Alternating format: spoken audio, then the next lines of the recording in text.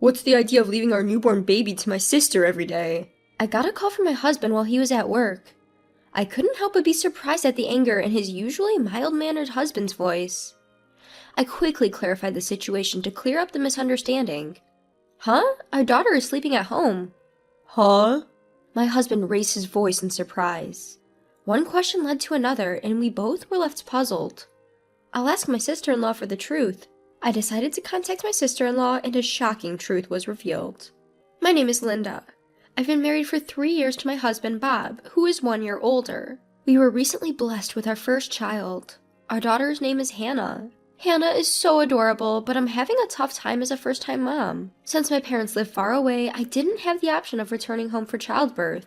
So, since I was discharged from the hospital, I've been a one-woman show during the day. It wouldn't be an exaggeration to say that I've managed to get by thanks to Bob, who is very attentive to Hannah. Even when he's tired from work, he never complains, whether Hannah is having trouble falling asleep or waking up crying in the middle of the night. I think the fact that Bob is such a mild-mannered person allows me to deal with Hannah with hardly any stress. I was truly grateful for his presence. So, I was taken aback by this sudden call from him, and especially by the anger in his voice. Linda, I just got a call from Mom. What the heck is going on? Huh? Your mom? What do you mean? What's the idea behind leaving your newborn with Marissa every day? Mom has a bad back and apparently Marissa has been taking care of everything all by herself. What? I couldn't keep up with the sudden introduction of my sister-in-law and the word newborn. Marissa is my sister-in-law, Bob's sister. She lives about a 15-minute walk away at her parents' house, where she lives with them. She is flexible because she works from home and takes care of her mother. My husband continued his criticism. How can you just leave a baby who's only 3 weeks old? I'd be too worried to do that. Marissa has never taken care of a baby. I understand that you're exhausted after giving birth, but at least consult with me before you leave her with Marissa. His anguished cry made me realize that this was no ordinary situation. Hold on, I have no idea what you're talking about. Marissa is taking care of a newborn? And why did your mom call you? Why do I need to consult with you? What do you mean, why? You've been leaving Hannah with Marissa, haven't you? It's been almost 2 weeks. Marissa hasn't complained because she doesn't want to ruin her relationship with you, but Mom couldn't stand it and called me. I was shocked at Bob's words. It was a story I had no memory of. Because my daughter is right in front of me right now. I had a lot of questions, but I felt it was more important to clear up the misunderstanding first, so I responded immediately. Huh? Our daughter is sleeping at home. She's right in front of me now. Huh? Bob's voice, which had been filled with surprise until a moment ago, raised in astonishment again. What do you mean? I'm as baffled as you are. In fact, I was told it's best not to take newborns out too much, so I haven't really been anywhere besides medical checkups. So, I haven't even been to your family home, and I haven't seen Marissa since she came to visit us after the birth. Huh? Then whose baby is Marissa looking after? I wish I knew. Why would Marissa lie about taking care of my baby? One question just seemed to lead to another. As we both scratched our heads, the chime announcing the end of the lunch break rang over the phone. When I heard the chime, I made a decision. I'm going to reach out to Marissa. I want to understand why she might lie. If she's mistaken and thinks she's taking care of her Hannah, that's a real problem. I'll call Mom too, and, Bob paused before apologizing. Sorry for doubting you. I was just so worried about Hannah. It's okay, you are worried for Hannah, right? Besides, when I told you she's right here, you didn't question it, you believed me.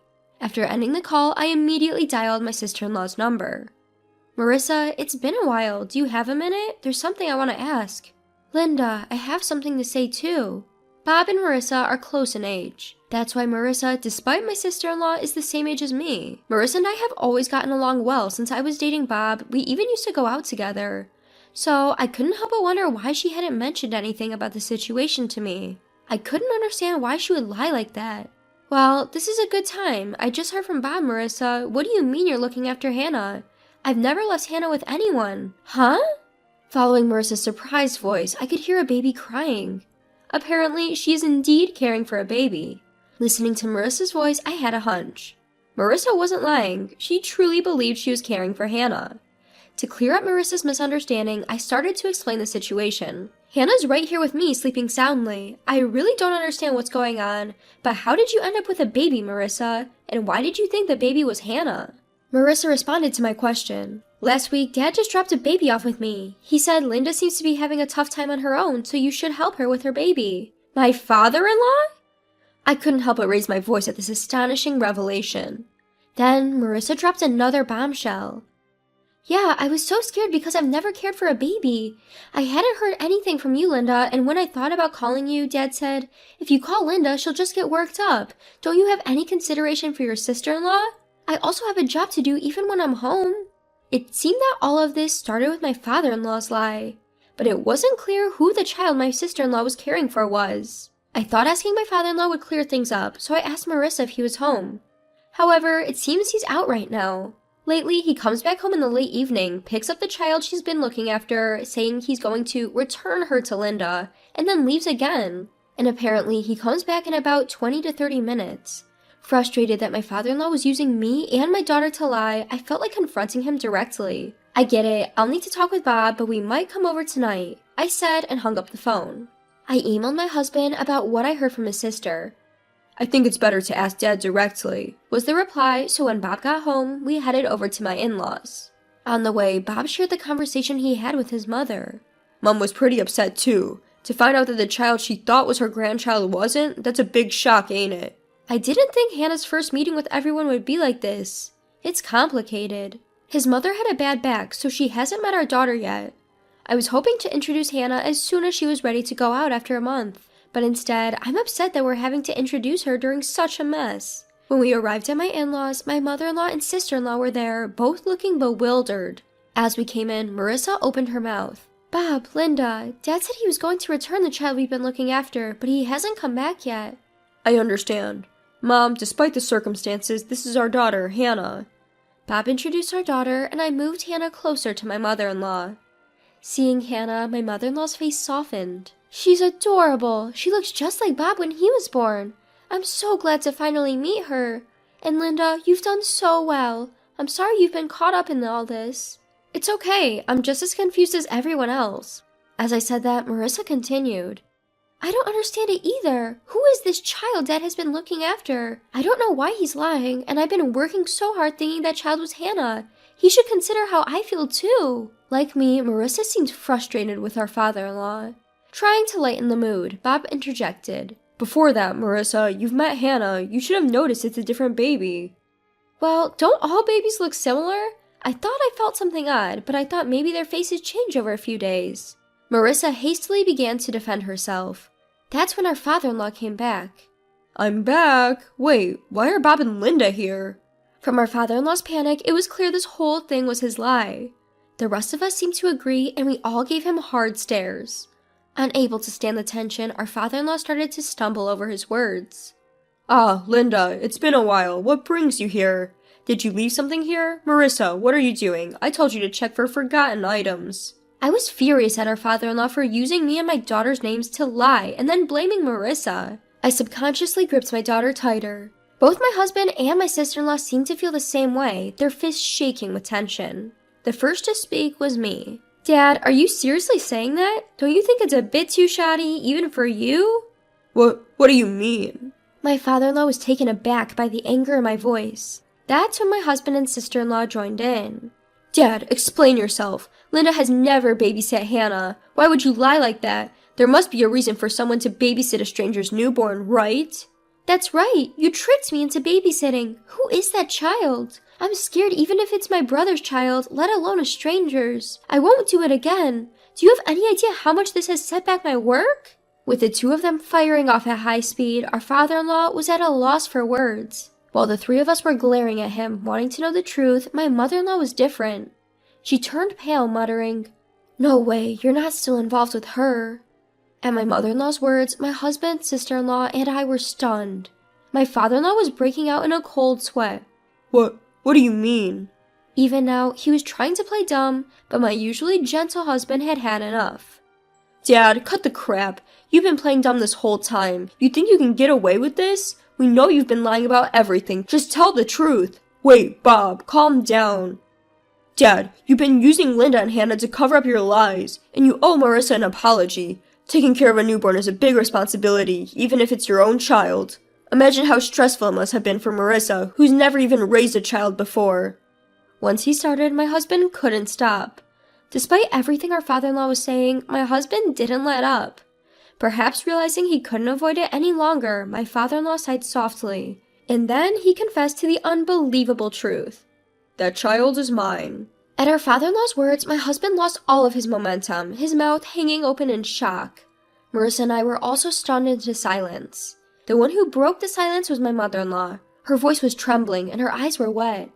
I knew it, you're still involved with her. I was a fool to forgive you back then. Back then? My husband asked, confused. In response to his question, our father-in-law's face turned even paler. Ignoring him, my mother-in-law started explaining.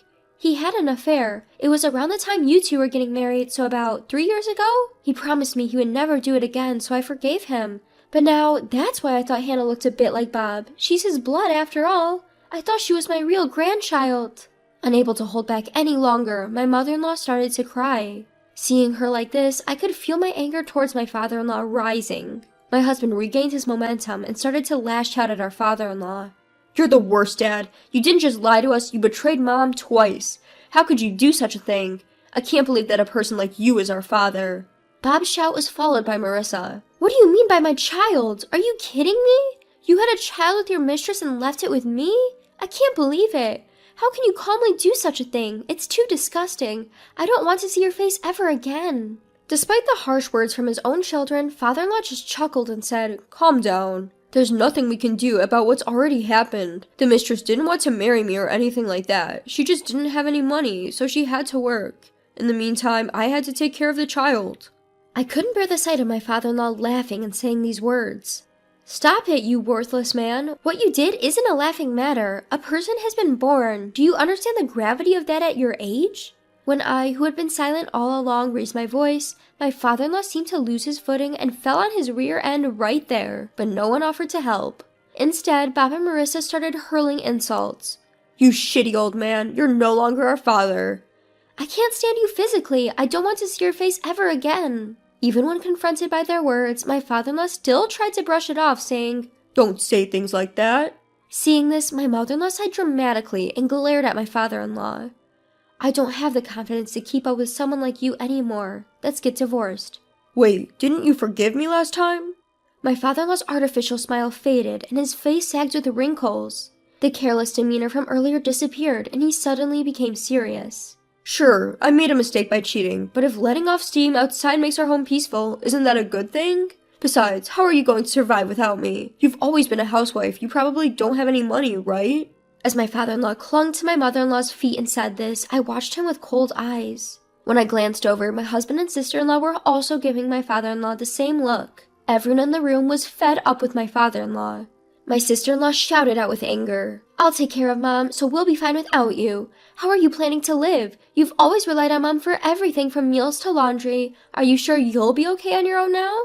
Marissa's words clearly upset my father-in-law. He looked at my mother-in-law with pleading eyes. You wouldn't abandon me, would you? We've been together for decades. You can't imagine life without me, can you? However, my father-in-law's hopes were quickly dashed. My mother-in-law shook off his arm that was clinging to her leg. Stop joking. How much do you need to belittle people to be satisfied? Who do you think wants to be with a cheater? I'm going to divorce you right now. If you like her so much, why don't you go be with your mistress? What? Wait, let's talk. We can work it out. That woman was just a fling. The only one I love is you. My father-in-law, clinging to my mother-in-law, is once again the target of my sister-in-law's angry voice. Enough! Talking to someone who has no intention of reflecting on their actions is pointless. We're leaving this place soon. Of course, Mom is coming with us. Until we're gone, Dad, you better not come home. I never want to see your face again. Now scram! With that, Marissa tries to forcefully usher my father-in-law outside. Even then, my father-in-law didn't budge, so ultimately, Bob had to physically drag him out. Please wait. Give me another chance. Just one more. My father-in-law was shouting this until the end, but no one paid any attention. Afterwards, as Marissa had predicted, my father-in-law's life became a mess, unable to do even basic chores. Unable to endure living in his increasingly cluttered and dirty house, he tried to rely on his mistress, but it seemed she turned him away at the door. The mistress apparently has no intention of marrying my father-in-law either. Since there was no one left to look after the children, the mistress became unable to go to work, and with no income, she started demanding that my father-in-law compensate for the alimony. Currently, they are even going to court to dispute matters such as child support. Meanwhile, my sister-in-law and mother-in-law moved to an apartment not far from our house. As more than a month has passed since the birth, I've started visiting them with Hannah more frequently. I've continued my friendly relationship with Marissa as if nothing has changed, and my relationship with my mother-in-law is also good. From now on, I plan to do my best to raise my daughter with the help of my husband, my sister-in-law, and my mother-in-law.